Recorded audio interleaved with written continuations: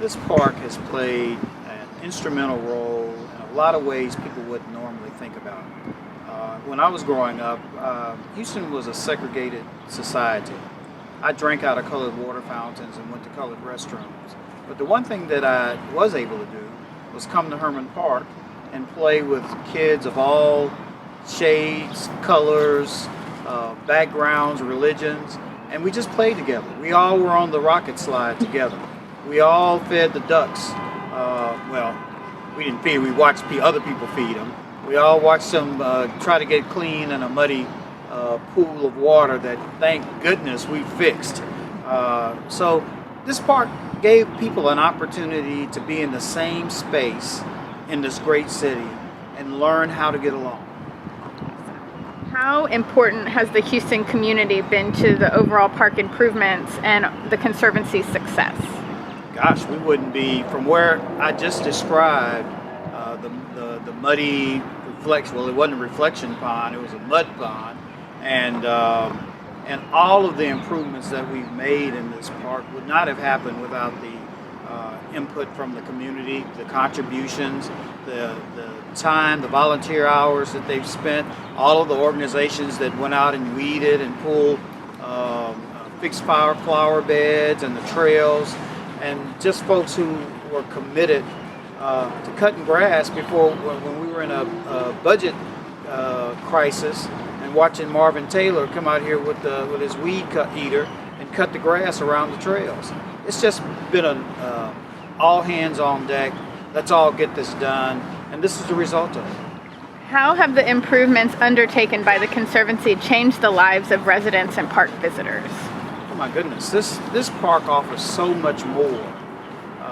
The first thing is a place to play, a place to explore, discover. And we've, throughout our evolution, have done classes, nature classes.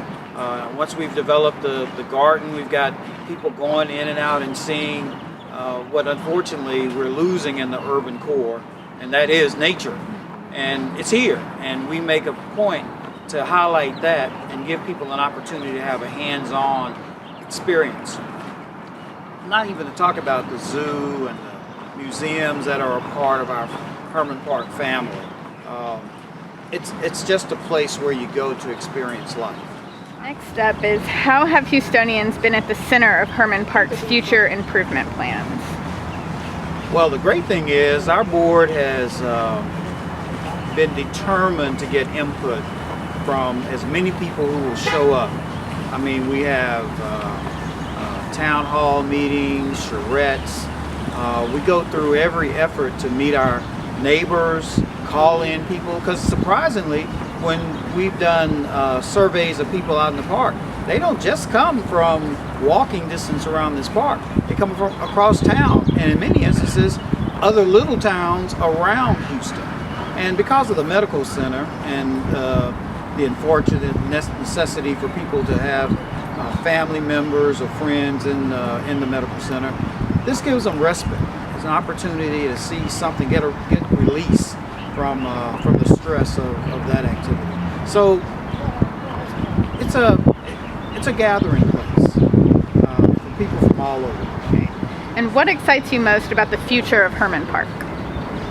And one is going to be here. We're determined to make sure that this park holds off the big developers and all the concrete and all the asphalt. We're gonna hold our stand. We're gonna stand tall right here and make sure that grandkids and great grandkids have an opportunity to experience what the best part of this earth is, and that is the trees and the grass and the dirt. Eat a little dirt, good for them.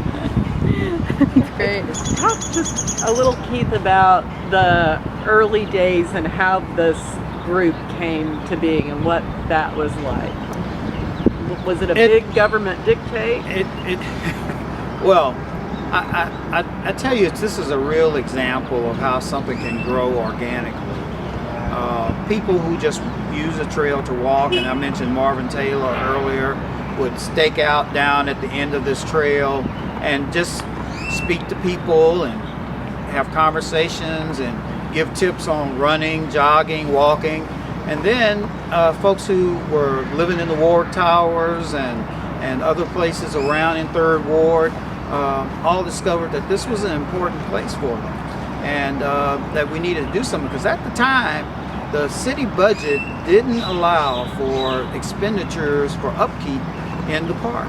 And that's why I said I saw Marvin out here cutting the weeds. I thought he was a city worker, and I was asking him how it was going, how the cut schedule had been cut back to a month, and he said, I don't work for the city. I went, you don't work for the city? And he said, no, I'm a postman. And he was out here doing that, and I felt bad, because here I was running around the park at that time, young and trying to be in shape and good looking, and he was out here doing that, but also using his sweat to make sure the upkeep. And then we found that there were a lot of other people who were like that. And then all of a sudden, a good mayor comes along, Bob Lanier and Elise, who decided it is a great thing to commit to this park. And we were given the opportunity to form an organization and given responsibility for upkeep. Anything else you want to say about personally what being involved with the Conservancy or the park has meant to you? Well, this is a lab for me. It gives me an opportunity to work with people from all over and give them an opportunity to see how we interact with the government, because we have a partnership with the city. It takes some deep breaths and sometimes something a little stronger than Coca-Cola to keep us going with the relationship. But we've worked hard to make sure that we all talk with each other about how we can make this place better, how we can continue to make it available to all communities. We have something for everybody over here, and that's what's important, that all of us have something to get and give to this park, and we want to make sure that we continue that. 2 questions from Yes. the video guy. Finish the sentence. Hermann Park is meaningful because. Because it's so open and accessible to all people. That there's always a battle to charge for everything. We've been battling parking charges since I've been on this park. One way to have a big fight on our board is for somebody to stand in and say, let's put some meters up. Oh man, it's just, you have all of these refined individuals just get crazy and want to get on the table.